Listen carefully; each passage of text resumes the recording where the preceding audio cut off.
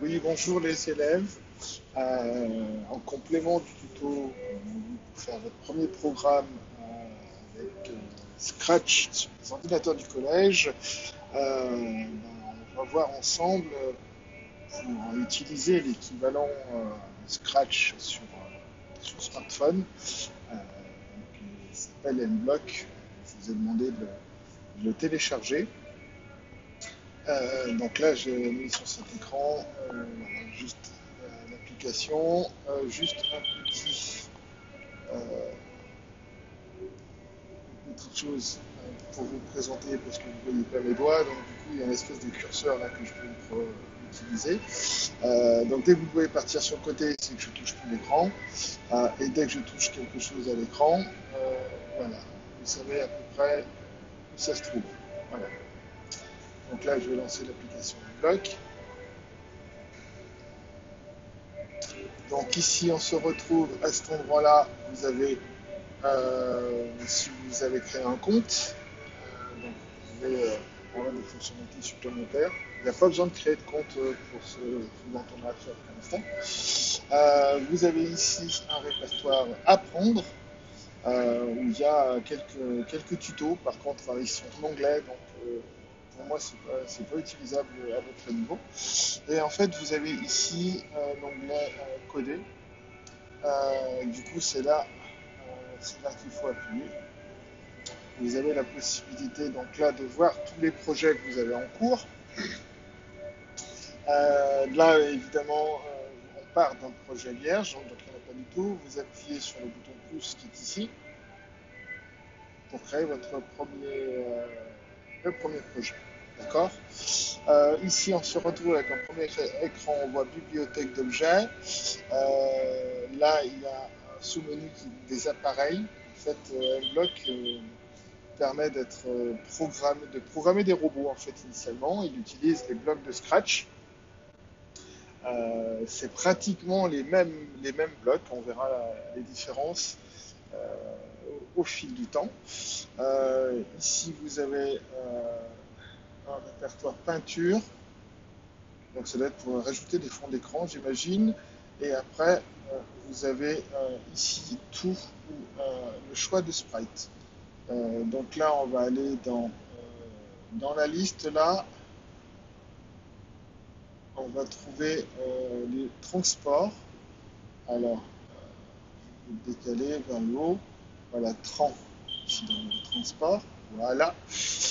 Vous allez utiliser pour l'instant le Airplane 27.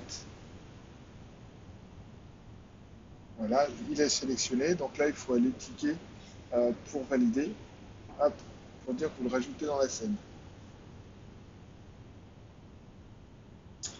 Donc là, on est dans l'écran de programmation. Donc vous avez en haut le lutin qu'on vient de créer. Il y a par défaut toujours le panda et un arrière-plan ici. Là, c'est l'icône qui permet de sauvegarder.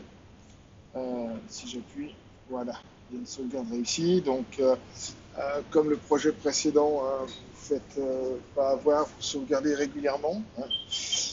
Ensuite, ici, vous avez le nom du projet. Donc, la première chose à faire, c'est de changer le nom du projet. On va l'appeler TP numéro 1. TP numéro TP numéro 1. Voilà. Ici. Euh, alors, on va aller. Donc ici, vous retrouvez les catégories de blocs, hein, mouvement, apparence, etc., etc. Euh, donc on a que le début du mot. Là, on va cliquer sur le mouvement. On va cliquer sur le premier là. Hop. Donc ici, vous avez la liste des mouvements qu'on peut faire. Donc avec le code couleur bleu. Voilà, il y a tout ça. Il y a quelques différences avec Scratch, on verra ça au fil de l'eau. Ensuite, ici, vous avez le menu apparence. Euh, donc ici, on a le dire bonjour, tout ce qui est un changement de costume. C'est des choses que vous avez vues dans le tuto précédent. tout ce qui est son, événement. Donc là, très important, c'est ce qui va nous permettre, de pouvoir démarrer les scripts.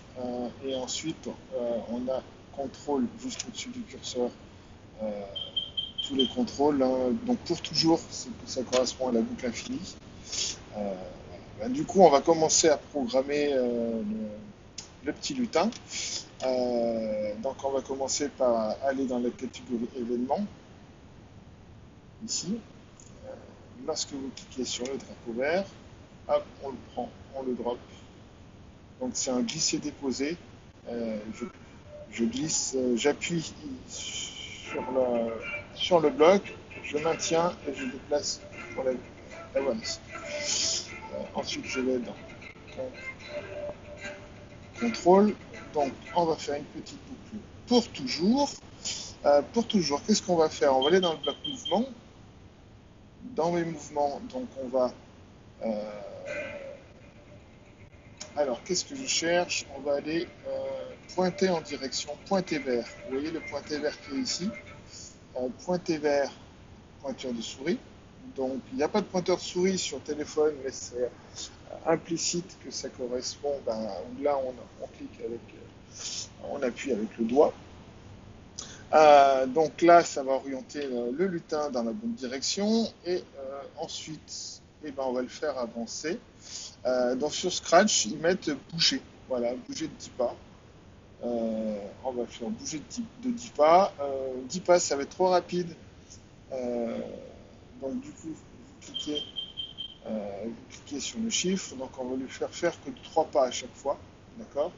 Donc ici, n'oubliez pas de cliquer pour changer. Voilà. Donc là, du coup, on a programmé le premier lutin. Celui-là, j'en ai pas besoin, donc je clique dessus. Et il doit y avoir, je maintiens appuyé sur le lutin. Voilà, comment on fait pour enlever ça?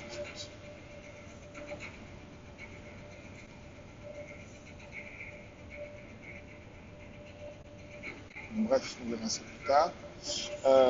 Ici, vous avez le bouton qui vous permet de basculer dans la scène.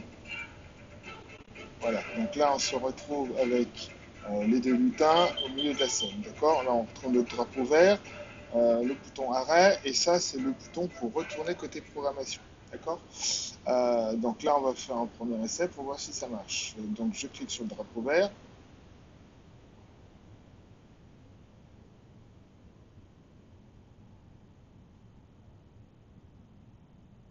Voilà, et là, ça suit bien mon doigt. Donc là, je vais vous le présenter. Voilà, et on arrête ici. Super. Maintenant, on peut repasser côté programmation. Euh, on va aller changer l'arrière-plan ici. Donc c'est à cet endroit-là. Hop, arrière-plan. On va lui faire.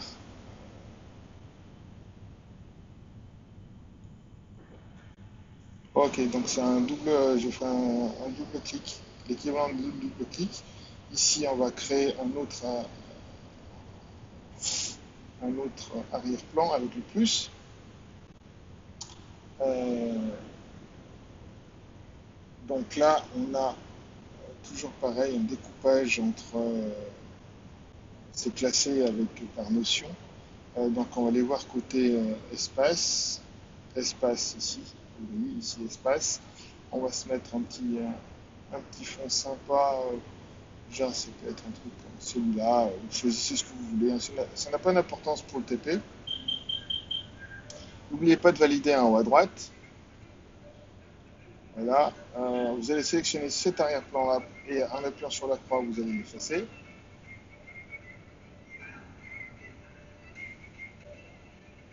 Cliquez OK. Voilà. Euh, donc là, pour revenir en arrière, vous pensez à la flèche ici, hein, pour sortir du paramètre d'arrière-plan. Voilà. Donc ici, je vais double-cliquer sur le petit bonhomme. Euh, donc là, ici, pour l'effacer, ben, j'en déduis qu'on va faire la croix pour tous les costumes.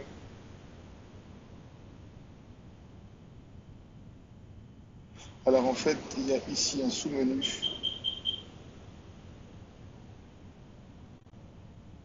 Ah, pardon, là, c'était Voilà, supprimer l'objet. Voilà, c'est en haut à droite. Hop. Vous confirmez, supprimer. Voilà, et là, du coup, rappelez-vous, avec ce bouton, on va dans notre scène. Et là, du coup, on se retrouve avec un magnifique arrière-plan. On va refaire le bouton vert. Et voilà, super. Et bien là, du coup, vous avez réussi votre premier programme sur votre propre téléphone. Bravo!